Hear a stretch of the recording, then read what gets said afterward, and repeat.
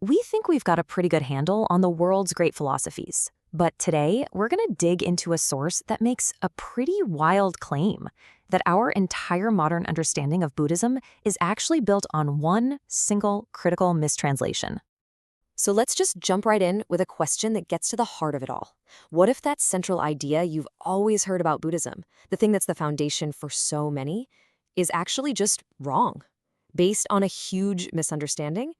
Because that's exactly what the source material we're looking at today is saying. I mean, if I say Buddhism, what's the first thing that pops into your head? For a lot of people, it's this concept of anatta, or no self, right? The idea that there's no permanent, unchanging soul. It's everywhere. Books, meditation apps, you name it. It's basically seen as the bedrock of the whole thing. But here's the twist. What if that's not what the Buddha originally taught at all? The source we're exploring argues that this whole no-self doctrine is a distortion, something that snuck in centuries later and, in the process, completely changed the entire goal of the spiritual path. So you gotta wonder, right? How could a mistake that big even happen? Well, according to this viewpoint, the problem starts with the books themselves. This first part is all about the claim that the real teachings got mixed up with later works that had their own agenda. Okay, so this whole thing, this entire argument, it really comes down to one key point. This source says that the only truly original, pure teachings of the Buddha are found in one specific collection of scriptures called the Nikayas. Everything else, it's all a later addition from different schools of thought, not the universal truth. And this is where a really hard line gets drawn in the sand. On one side, you've got the Nikayas, which are claimed to have been recorded right after the Buddha's life, totally free of any single sect's influence. And on the other side, you've got texts like the Vinaya and the Abhidhamma, which this source basically frames as proprietary works of one specific school tacked on way later. And this is where you start to see just how radical this claim is. Because if only the Nikayas are the real deal, then according to this source, all the major schools of Buddhism we know, Theravada, Mahayana, Zen, all of them are basically later inventions.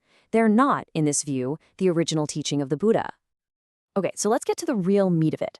If the later texts got it wrong, then what was the original teaching about the self? This is where everything we thought we knew gets flipped completely on its head. So instead of no self, this source says the original teachings were all about the Attan, the true self. And just look at how it's defined here. It's not some illusion you need to get rid of. It's the fundamental, real, unchanging you, the actual light and the only true refuge. That's a total game changer. And this quote from the source really just lays it all out there. It says the Buddha never, ever denied a true self. What he did say was, don't confuse that true self with all the temporary, changing stuff. Like our bodies, our feelings, our thoughts. Okay, so the big question, the elephant in the room. What about the famous doctrine of anatta? Well, the answer from this source is as simple as it is shocking. We've been translating it wrong this whole time. Anatta, it claims, doesn't actually mean no self. Pay attention here, because this is the absolute linchpin of the whole argument.